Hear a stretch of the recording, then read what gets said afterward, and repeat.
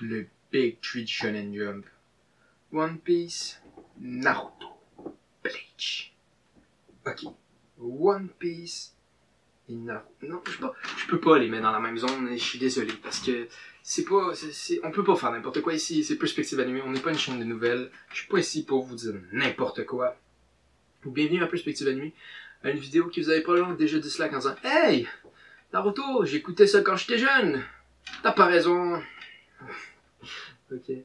On va clarifier de quoi. Je dis pas non plus que Naruto c'est dégueulasse. Je pense que ça serait mentir que de dire que c'est dégueulasse. Puis moi je fais pas ça mentir.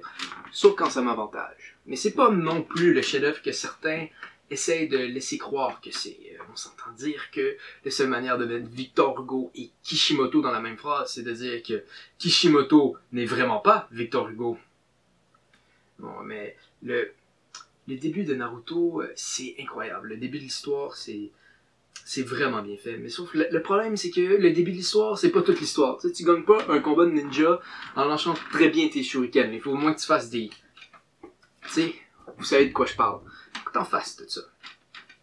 Tu sais, le setup de l'histoire est fait avec délicatesse et splendeur. Tellement bien fait, ça paraît délicieux pour vrai. On dirait que le début de Naruto, ça goûte le nuage. Okay. Je sais, c'est une métaphore en ce moment, personne ne sait à quoi ça goûte un nuage, mais... Avouez, ça a de l'air bon. Du nuage. Non, c'est incroyable. C'est Naruto, c'est le plus rejet du village. Tellement rejet, le monde lui lancerait pas de tomates dessus parce qu'ils veulent pas qu'il y ait de quoi à manger. C'est aussi le pire ninja de l'histoire. Vous allez me demander à quel point un mauvais ninja. C'est un ninja qui s'habille en orange. Un ninja, t'es supposé pas voir ça. Puis lui, il est en orange fluo. As-tu besoin de plus vous décrire ça pour vous dire qu'il est pas très bon comme ninja? Puis lui, c'est quoi son but? En étant le moins bon et le plus rejet, c'est d'être l'Hokage, qui est le ninja le plus fort du village et le plus populaire. Encore une petite parenthèse ici. Je pense que si t'es le ninja le plus populaire du village, tout le monde te connaît, et t'es probablement pas le meilleur ninja de bord. T'es supposé pas être vu quand même. En tout cas, c'est un monde fictif, c'est pas obligé d'être réel. Et lui, c'est parfait, on s'entend dire pour un personnage qui est pas bon de même, qui veut devenir ça, c'est la bonne trajectoire. Puis lui, c'est quoi son rival?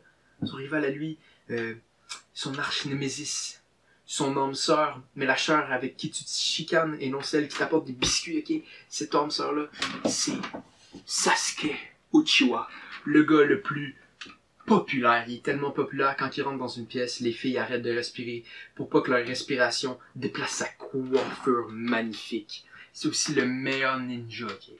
Puis ça, c'est parce qu'il s'habille en foncé. Hein, Naruto? Habille-toi juste en foncé, t'es un ninja! Okay, je suis désolé, j'ai une montée de... Une montée de ramen.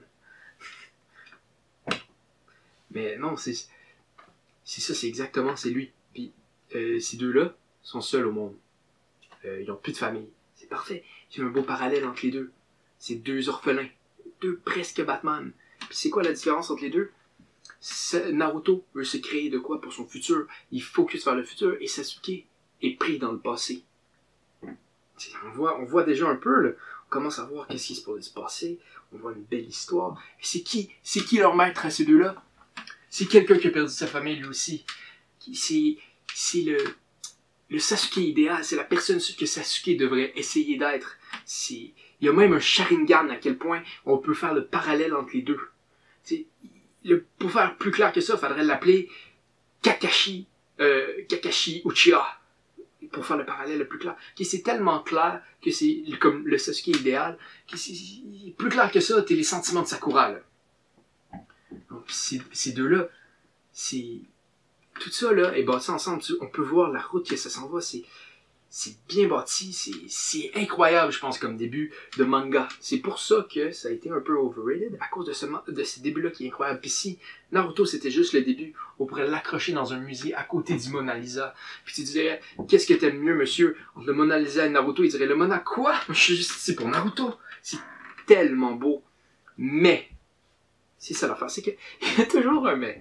Je vous avais dit, je vous l'ai promis qu'il allait avoir un mais, et je le montre. Moi, je fais toujours ce que je dis que je vais faire, sauf quand je le fais pas. Ça, c'est une autre histoire. Non, on voit la direction, là. On se dit, oh mon Dieu, Naruto, à la fin, il va avoir une bataille avec Sasuke. Et ça va être ça, l'arc final. Il va essayer de convaincre Sasuke. Il va lui faire rentrer dans le présent et qu'il arrête de vivre dans le passé. En plus, même, pas Shippuden, Naruto normal finit avec un combat entre Naruto et Sasuke. Un peu là-dessus, on voit Naruto ne pas réussir. Donc, c'est comme ça qu'il faut que tu finisses. Shippuden, c'est tellement évident, plus évident que ça. C'est où est Charlie la deuxième fois que tu le fais? Mais, à faire... C'est que c'est pas ça, la fin de Naruto. C'est qui le méchant final de Naruto? C'est Tobi, un gars mort qui est pas mort. Oh non, non, attendez, c'est Madara, un gars mort qui est pas mort. Non, non, attendez, c'est une déesse qu'on n'en a jamais entendu parler. C'est ça, la fin de Naruto. Non, mais au moins là, à la fin, là, il y a un petit combat avec Sasuke, puis il réussit à le convaincre. Mais comment qu'il le convainc? Je sais pas. Il lui coupe le bras, je sais pas. Je sais, le dernier combat, c'est contre Sasuke, et non la déesse qui sort de nulle part. Mais ça, quand tu lis le manga, c'est pas ça le focus de la fin. On dirait que c'est plus Kishimoto qui a fini d'écrire le combat contre la déesse. Ah, ça c'est cool. Il fait, oh shit! J'ai oublié Sasuke. Donc qu'est-ce qu'il faut que je fasse?